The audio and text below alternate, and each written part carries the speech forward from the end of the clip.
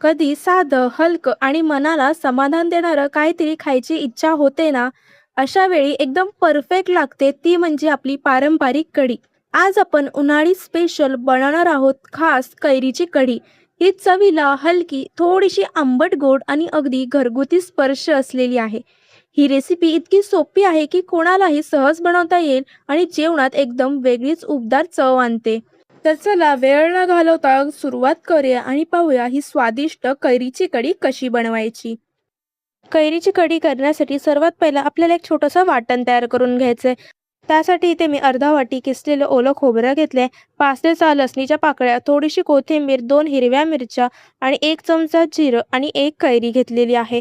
कढी करण्यासाठी सर्वात प्रथम कैरीचा देठाकडचा भाग आहे तो आपल्याला सुरीने काढून घ्यायचा आहे.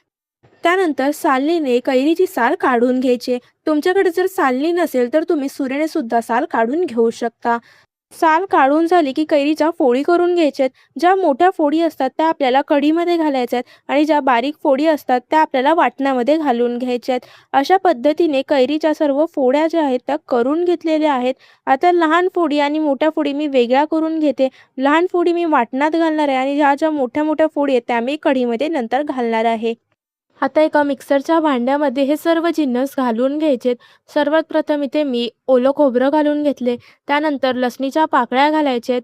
थोडीशी कोथिंबीर आहे ती घालून घ्यायची. कोथिंबीर देठासकट घालायची, पण अगदी जून देठं असतात ती नाही घ्यायची.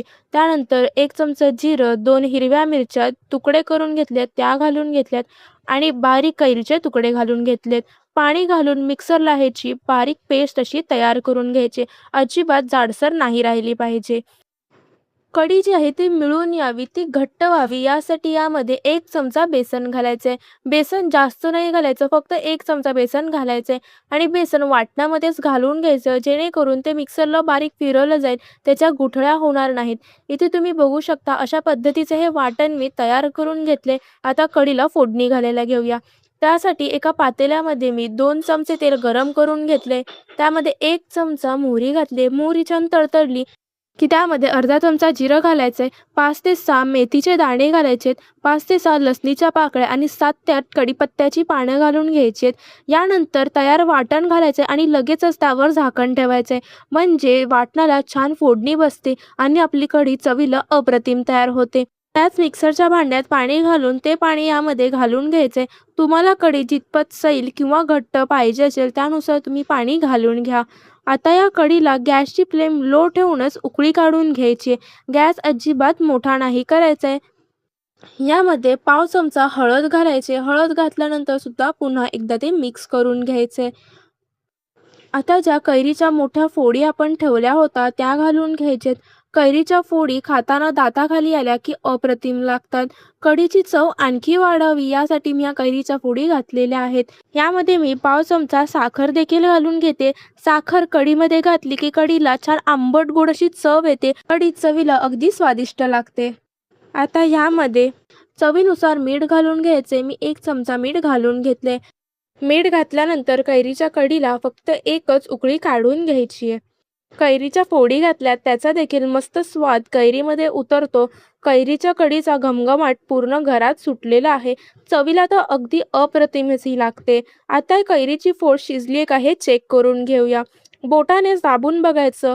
तुम्ही बघू शकता अगदी मऊसूत झाली म्हणजे आपली कैरीची कढी तयार झालेली आहे. आता ही कैरीची कढी तुम्ही सर्व्ह करू शकता. उन्हाळ्यात मसालेदार जेवण जेवण्याचा कंटाळा येतो त्यावेळेस भातासोबत अशी कैरीची कढी आणि त्यासोबत तोंडी लावायला कांदा भजी किंवा पापड असले ना तर जेवणाची अगदी मजाच येते.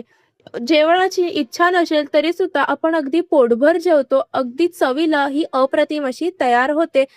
रेसिपी कशी वाटली हे कमेंट करून नक्की सांगा. रेसिपी आवडली असल्यास व्हिडिओला एक लाईक नक्की करा. चॅनलवर नवीन असाल, चॅनल अजून सबस्क्राईब केलं नसेल तर लगेचच चॅनलला सबस्क्राईब करा आणि त्यासोबतच बेल आयकॉन देखील नक्की क्लिक करा, जेणेकरून माझे येणारे नवनवीन रेसिपीचे व्हिडिओ तुम्हाला पाहता येतील.